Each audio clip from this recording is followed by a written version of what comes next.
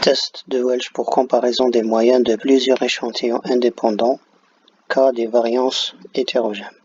Dans cette application, on va comparer les moyennes entre trois groupes, mais le cas de variance hétérogène. Alors on veut comparer le nombre de fruits dans des pommiers selon différentes localités. Donc la première variable, c'est le nombre de fruits, variable quantitative discrète dépendante. Et la deuxième variable, c'est les localités, c'est une variable qualitative nominale indépendante.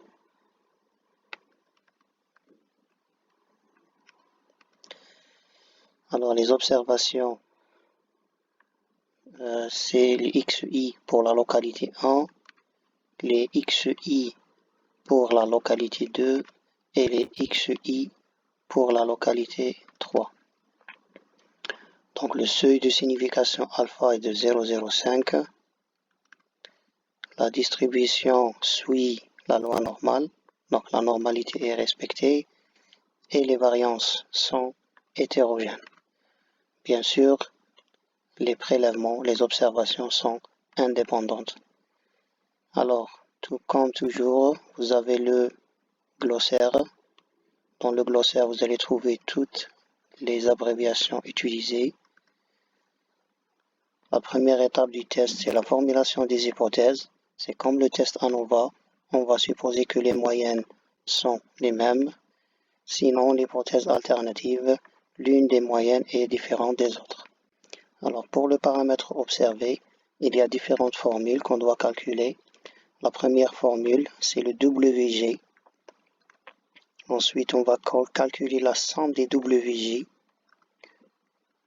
On va calculer le X bar J.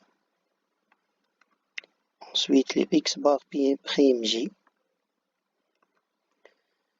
Le DDL1, c'est K-1. Le DDL2, vous allez trouver ici la formule. Et finalement, vous allez calculer le F observé. Le F observé. Donc, en appliquant ces formules, vous allez avoir le tableau ici, le tableau des calculs. Alors ça, c'est le tableau des calculs. Dans la première colonne, vous allez trouver les I. La deuxième colonne, vous allez trouver les différents groupes.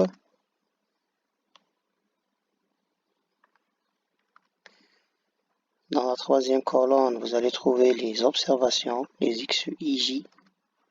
Ensuite, le WJ calculé avec la première formule. X bar multiplié par WJ. Bien sûr, le W, c'est ça. W, c'est 0,75. C'est la somme des WJ.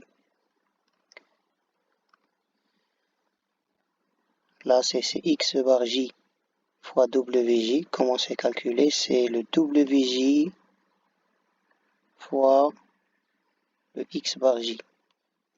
Alors là, c'est le X bar 1. Donc la multiplication entre ces deux cases pour avoir ça. Ensuite, le X bar J moins X bar prime J. Pour cela, on devait avoir le X bar prime. Alors le X bar prime, c'est ça. C'est calculé à partir de cette colonne. Bien sûr, la formule est en haut. C'est ça la formule pour calculer le X bar prime J. Ensuite, on va avoir le carré de cette valeur.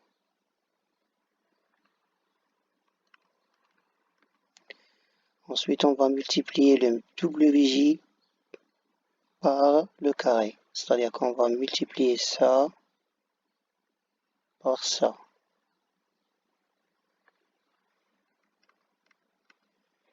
Finalement, on va calculer la fraction 1 moins WJ sur W au carré sur 1J moins 1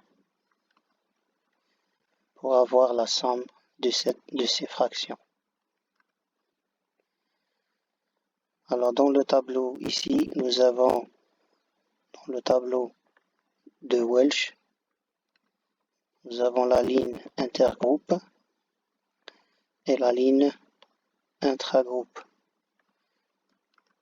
Donc tous les résultats que vous allez trouver ici sont mentionnés dans ce tableau. Finalement, on va trouver la valeur f observée en appliquant la formule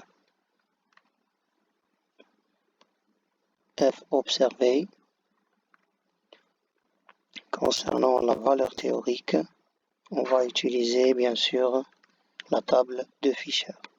Donc le paramètre théorique, table de Fisher, alpha égale 0,05, le DDL1 c'est K-1, donc c'est égal à 2, le DDL2 c'est appliquer cette formule, donc c'est 11,69, c'est à peu près 12.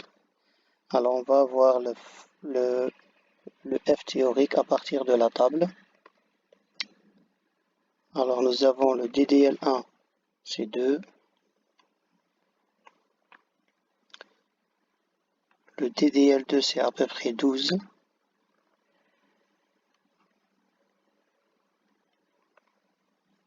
Donc c'est 12.